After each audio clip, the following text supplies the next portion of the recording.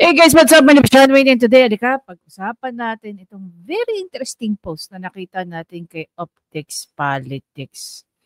Kakaiba to guys. Matindi to. Hindi ko alam paano nila nakuha to.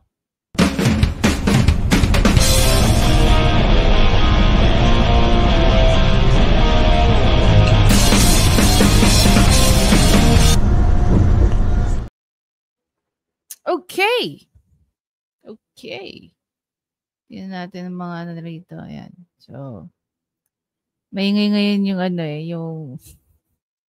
yung page natin at hindi ko naman alam na ginawa palang big deal yung lechon. No? Nung nagkainan sa Davao.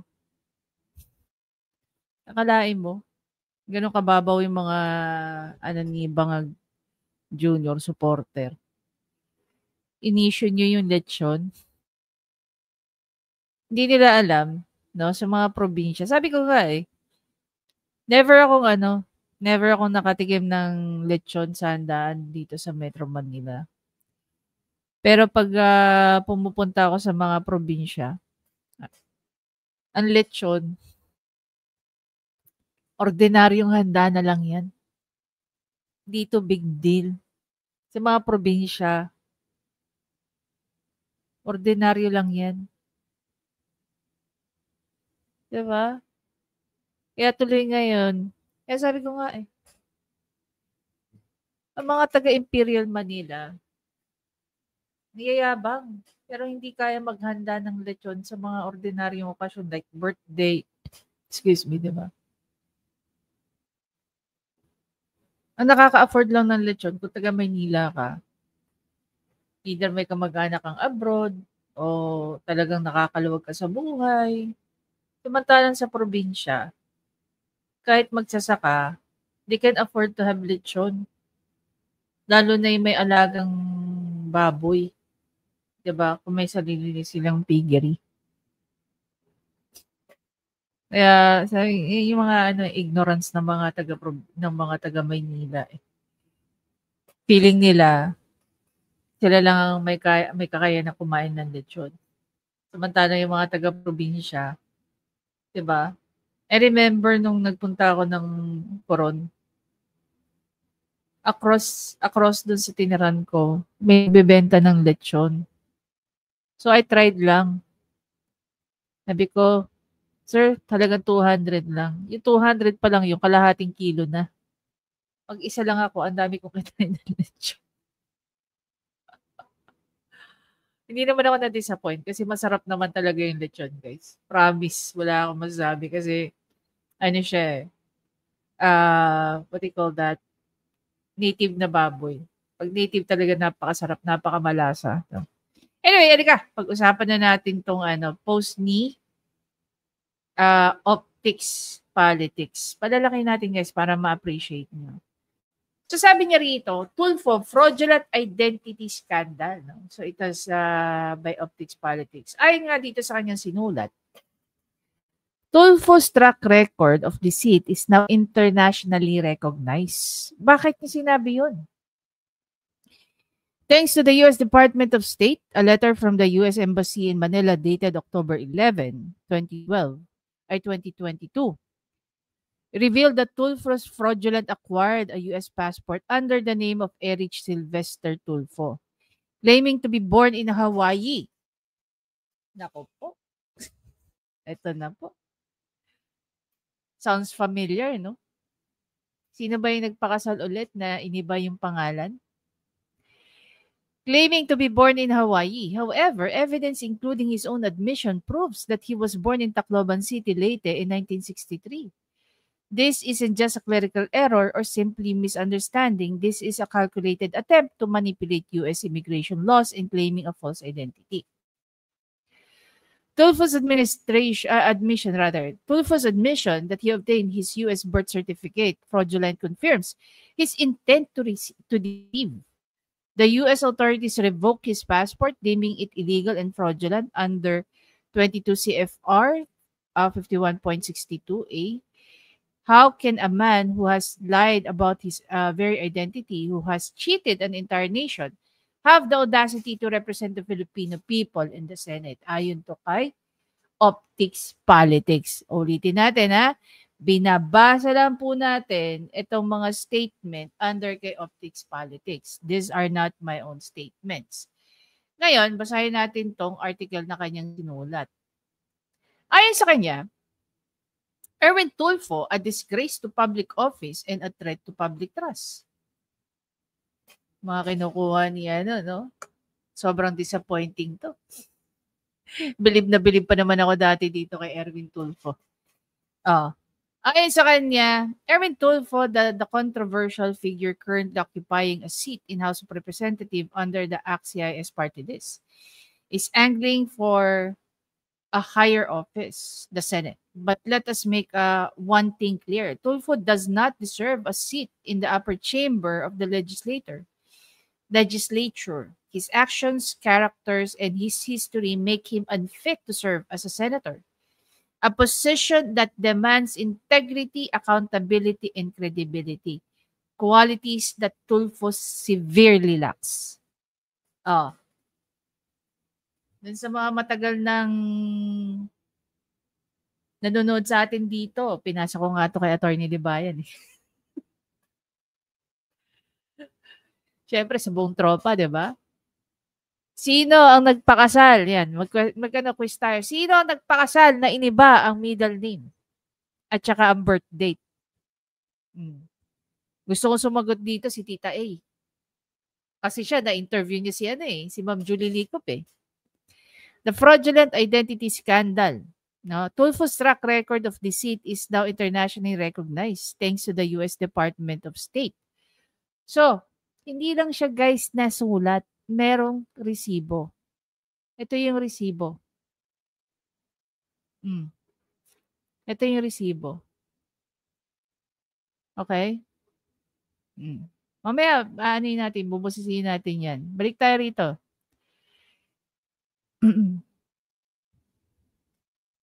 Sabi dito, Tulfo's track record of deceit is now internationally recognized thanks to the U.S. Embassy. U.S. Department of State, a letter from the U.S. Embassy in Manila dated October 11, 2022. October 11, 2022. Secretary na po siya ng DSWD nito. Diba?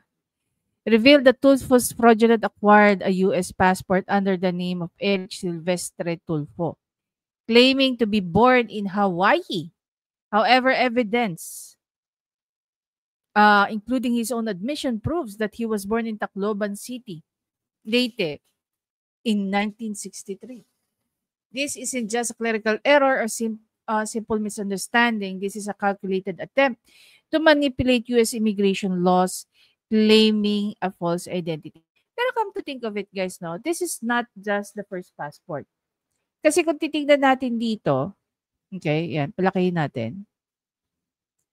Ayon dito sa US Immigration, the Department of State has revoked US passport number 566701788. Take note, this is October 11, 2022. Even before siya naging cabinet secretary ni Bangag Jr., which is in July, ibig sabihin US citizen pa siya. This is October 2022. Diba? Issued to you in the name of Eric Silvestre Tulfo on August 6, 2021, along with the other valid U.S. passport issued to you pursuant to 2022 CFR 5.62A, paragraph A2, which provides that a U.S. passport may be revoked when it has been determined that the passport was obtained illegally, fraudulent, or erroneously. The regulations cited in this letter may be found dito sa website na to. Okay? Department record shows that you initially executed a U.S. passport application in 1991. Okay? 1991. In which you were issued a U.S. passport number 7,000 blah blah blah in 1991. Subsequently, in 2001, you submitted U.S. passport renewal application and were issued U.S. passport number blah blah blah. Additionally, in 2011, You submitted a U.S. passport renewal application. As a result, you were issued in August 2011. Most recently, you submitted a U.S. renewal passport application and presented your previously issued U.S. passport as your identity and U.S. citizenship. Consequently, a U.S. passport number was issued under the name of Erich Silvestre Tulfo in August 2021. So from 1991 to 2001, that's 10 years, to 2011, ilan na? 9 years. So basically, gaano katagal? 3 dekada. 3 dekada na niloko ni Erwin Tulfo ang US. Tama ba? From 1991 to 2021. An investigation revealed that Erich Silvestre Tulfo, born in December 1965 in Hawaii, is not your true identity. Evidence suggests that you are Erwin Teshiba Tulfo, born in August 10, 1963 in Tacloban, Leyte, Philippines. In fact, in June 27, 2022, you signed a voluntary statement that you were born in the Philippines and obtained your U.S. birth certificate by fraudulent means. O, di ba? Inamin din niya yung panlolokong ginawa niya. Lastly, on September 14, 2022, you were issued a G2 visa on your U.S. visa application. You admitted that, in fact, your birthplace in Tacloban City, Leyte. Therefore, because you made false statements of material facts on your passport application, U.S. Passport 560071780 book, a U.S. passport remains the property of the U.S. government and must be surrendered upon demand. You are requested to immediately return your U.S. passport along with the U.S. passport issued to you in that identity to the bearer of the letter. You have the right to a hearing. If such a hearing is desired, please notify this office within 60 days of receipt. A request for a hearing does not stay the passport revocation taken by the Department of State. The following item were received by Mr. Erwin Teshiba Tulfo on June 27, 2022. So yung original passport under the name of Erich and social security number under diba? So kung hindi ikaw to, bakit mo sinorender to? Diba? Ayan pa yung ano. Acknowledge the receipt of the U.S. passport revocation. AKA Erich S. Tulfo. Personally deliver the passport revocation letter to AKA and witness his signature. Yan. Affiant, further say, note. Yan.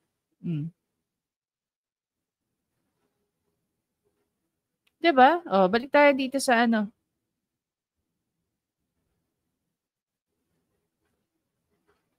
Sa post ni Optics Politics. Unresolved issue of dual citizenship. Tulfo's attempt to climb the political ladder has been marred by controversy surrounding his citizenship. During his stint as the Secretary of the DSWD, the Commission on Appointment deferred this confirmation due to unresolved questions about his dual citizenship. It appears that Tulfo only relinquished his U.S. citizenship recently, conveniently timed to qualify for public office in the Philippines. This act raises a serious question. Did he use his citizenship? Take note. Did he use his U.S. citizenship to evade taxes, escape accountability, or gain undue advantage while conveniently playing a Filipino patriot card when it suits his political ambition?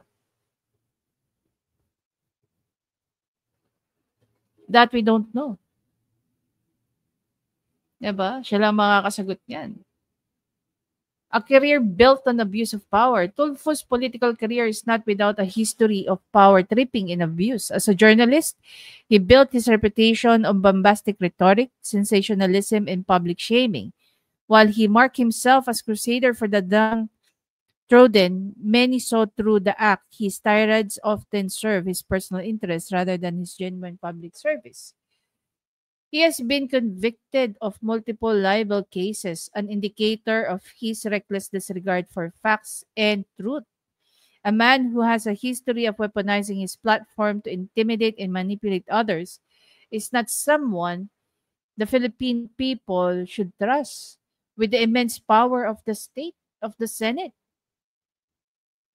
Kagabi lang, oh. Punta natin yung live ni Attorney Liban. Kagabi lang. Attorney Libayan, saan ka?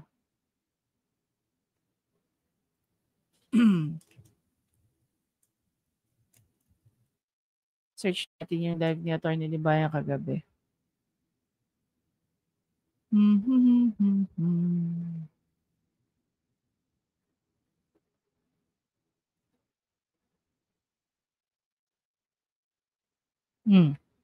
Joey Cruz versus Tulfo. Bakit nandidiri ang mga tao kay Senator Raffy Tulfo? Actually, hindi lang naman sa kanya eh. Oh, naglalabasan na naman ng mga baho ng mga Tulfo. 'Di ba?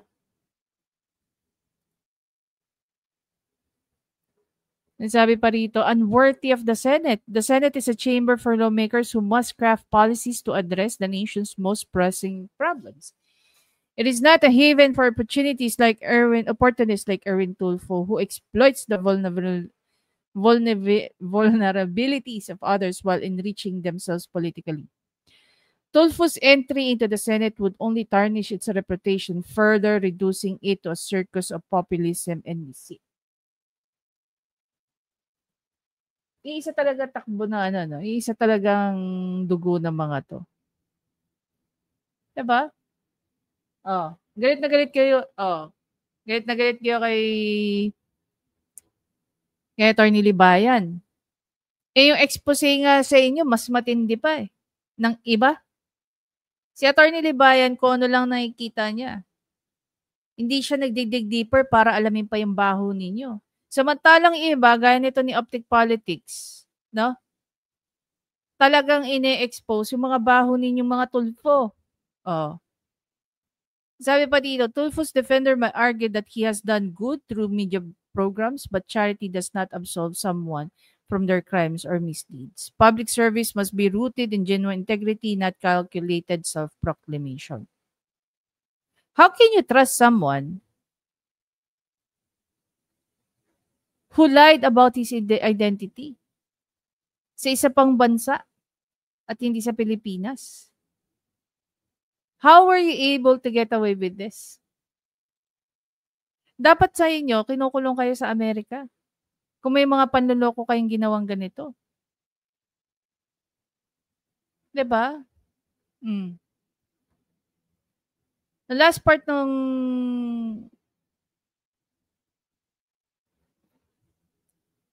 ginawa niya ni Optics rito, a call to reject Tulfo. Not just him, but all the Tulfos.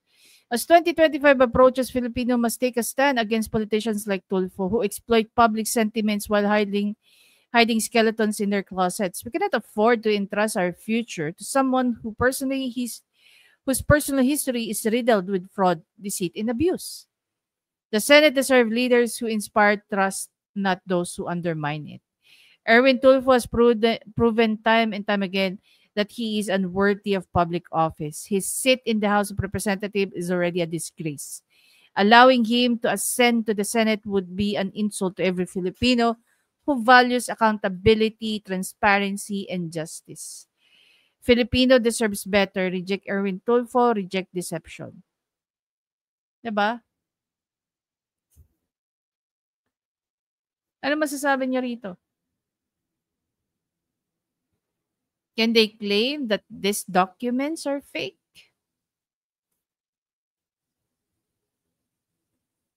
Imagine niyo, no? Si Raffy Tulfo, para lang makasal ulit, nagpalit ng middle name. Mas malala pala tong si Erwin Tulfo.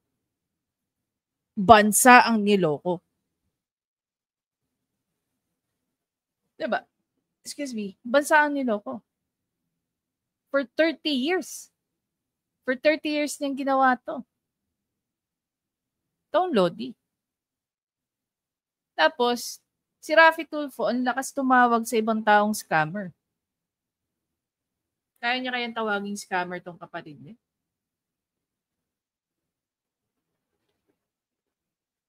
Diba?